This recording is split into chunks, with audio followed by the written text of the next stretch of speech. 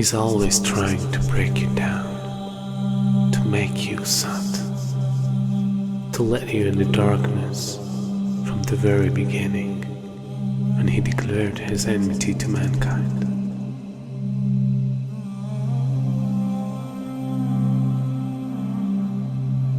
And throughout the history, he caused evil and destruction between every nation.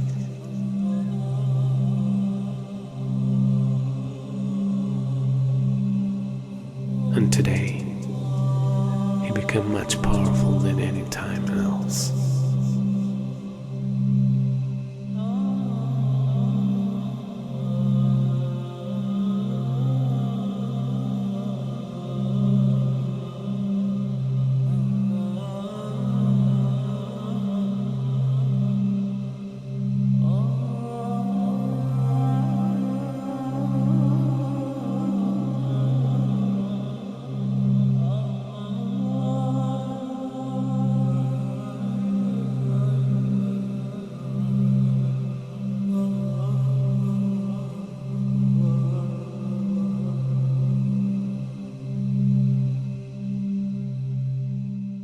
A new world order, a world where the rule of law, not the law of the jungle, governs the conduct of nations. When we are successful, and we will be, we have a real chance at this new world order, an order in which a credible United Nations can use its peacekeeping role to fulfill the promise and vision of the UN's founders.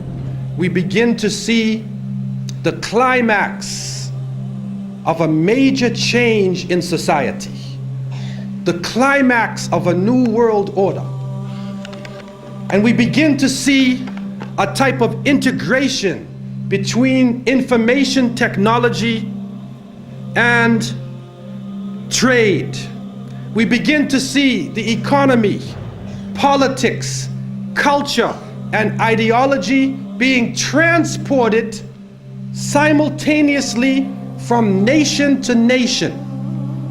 And with this technology, with the ability to transport ideas, the very value systems of people, the way that they eat, what they enjoy to do, how they enjoy recreation, their racial concepts, their culture, their ideology being transported all around the world, a type of globalization. And with this boom in the information technology, and with this major event that takes place, now it comes to a culmination and it starts to reach a high point. And so the innocent people, we look at this and we say, what is going on? What is happening to the world that had so many different varying views, different nations, different ways of approaching things that can complement each other? Now we see politics is stripped of real power, that the economy governs all social exchange. We see that the states serve the financial power structures, that the real power is no longer in the hands of the generals, but the real power now switching to the hands of the people who run the economy, to the banking systems. And then we see that politicians play the role of public relations officers only to control the masses, either by lulling them to sleep or by terrorizing them. And then we see that the masses of the people become helplessly preoccupied. Their lives are now bombarded with a series of cultural events. And these cultural events start to become the most important things in their lives.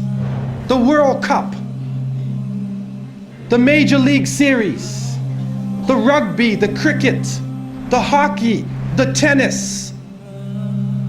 Whatever the sport may be, we see whole nations coming behind sports. And the national heroes become sporting people.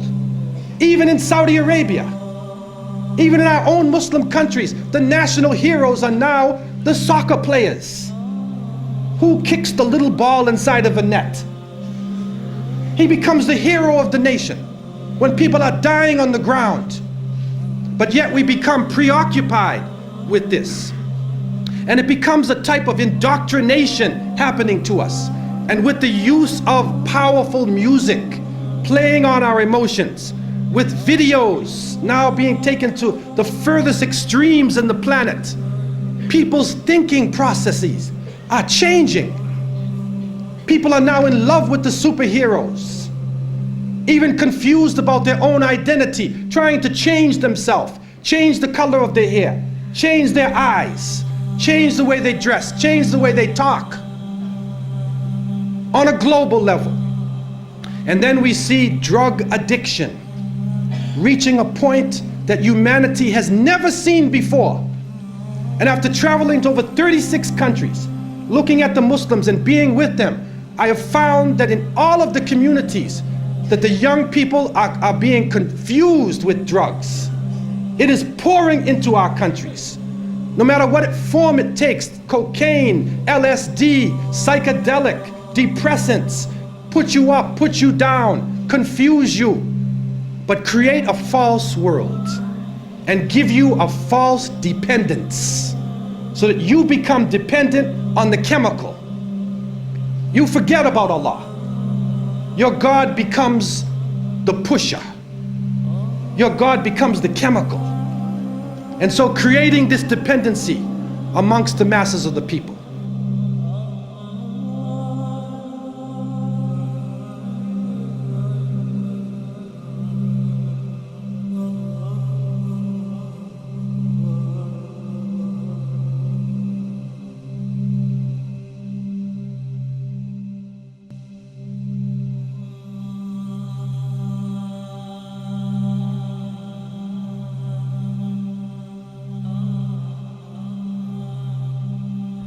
This is a dollar bill, which is the now devalued dollar bill. And on the back of the dollar bill, there's a seal on this side. It's called the Great Seal of the United States. That's what it's called. It's their seal. Now behind the seal, this is actually what is behind the Great Seal of the United States, is a pyramid with one eye. Now the one eye is the sun god Re, which is where we get the word ray, sun rays. It is the sun god, same Mithraic character, and he shows up again and again. This is the Masonic god of the ray. 13 5-pointed stars, and when you draw lines between them, you'll draw a 6-pointed star. If the hexagonal star is lifted out and placed over the image of the pyramid, its points indicate specific letters in the Latin inscription surrounding it, which are thought to be an anagram. Inside the American dictionary is the word anagram, which is the intentional scrambling of the letters of a word to conceal the real word. So if you re-scramble, you get Masons. This is how we know that the Masons originated the drawings for the Great Seal of the United States. This search for concealed meanings in the iconography is not confined to the imagery alone. It is claimed that the number 13, the most ominous number in Western tradition, is hidden throughout the symbols on the $1 bill. They point out the repetition of the symbolic number 13. There are 13 leaves on the olive branch in the eagle's right claw, 13 arrows in the left claw, 13 stars above the eagle's head, and 13 bars and stripes on the shield. Count the feathers. You'll notice that there are 32 feathers on the bird's left wing and 33 on his right wing. This is understood to refer to the 33 degrees of masonry introduced by the Supreme Council of the Scottish Rite, America's most prominent Masonic order, whose national HQ is in Washington. If you look, you'll see the pyramid is built except for the top. It's built except for the top. The eye is suspended above the top. It hasn't come down yet. Because they believe until they've finished the Masonic project, which is what they say on the bottom, Novus Ordo Seclorum, and then Annueta Chapters, he is pleased with our project. In other words, the God they believe in is pleased with our project. What is the project? This is the question. What is the project that this God is pleased with? The project is literally the secularization of the world. To completely strip the world from religious beliefs. This is the project, and that is why it is called Novus Ordo Seclorum, a new secular or worldly order.